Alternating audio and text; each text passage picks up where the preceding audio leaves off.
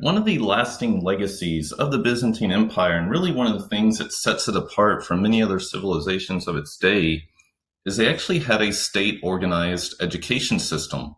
And the purpose of these schools was really to train people for government service, to train these government bureaucrats.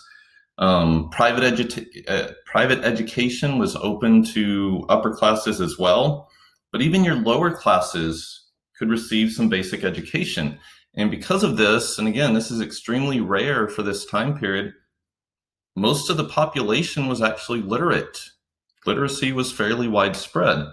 Also, because of the education system, bureaucrats could actually come from lower social classes. Now, it didn't happen very often, similar to what we saw in China, but if a lower class person showed talent and promise, they could get a job in the bureaucracy.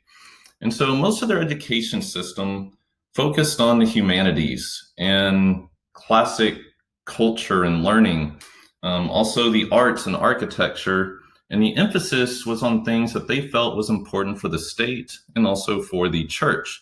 And a lot of your natural sciences were generally ignored.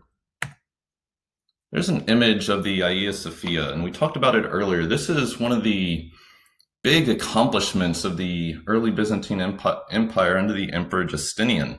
And it was originally a church, and then when the Byzantine Empire falls to the Ottoman Turks in 1453, they're going to convert it to a mosque, and today it stands as a museum.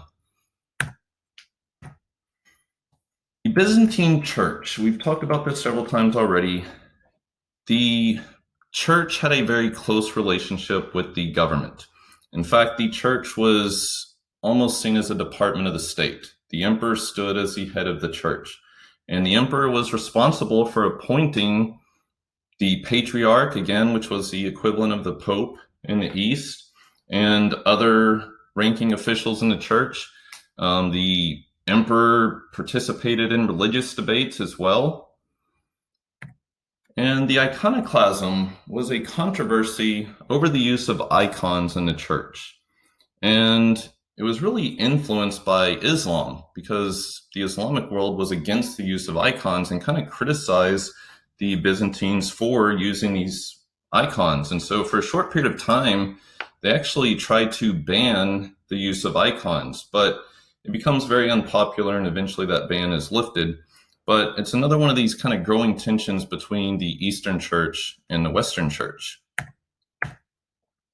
We're also going to see the growth of monasteries in Eastern Europe, in the Byzantine Empire. And these monasteries practiced extreme asceticism.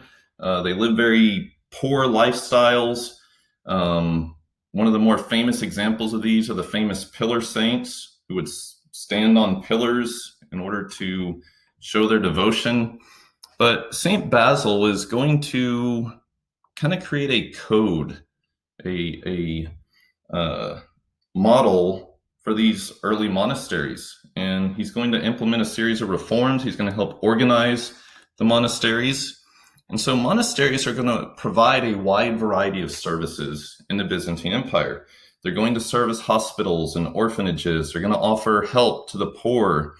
And they also offered spiritual guidance as well, but they were not centers of learning. And that's because the Byzantine Empire had their own state-sponsored education system. This is another big difference between the East and the West. When we look at our monasteries and our church in the West, they were your only centers of learning. Byzantine Empire, that wasn't the case. So now we get to the Great Schism. And the Great Schism was the permanent split between the church in the East and the church in the West. And we've already looked at many of these differences. The East was a Greek culture. The West was a Latin culture. The East, the church was under the control of the state. In the West, the church had a lot more autonomy. And then other ritual differences are going to emerge. Things like the type of bread, whether or not yeast should be used in the bread that they used in services, whether priests should be allowed to marry. Priests in the East were allowed to marry, priests in the West were not. Whether or not they could have beards. In the West, they shaved their beards. In the East, they didn't. And so all of these differences kind of come to a head in what's known as the Great Schism. And basically, the Great Schism is a permanent split in the church in Europe.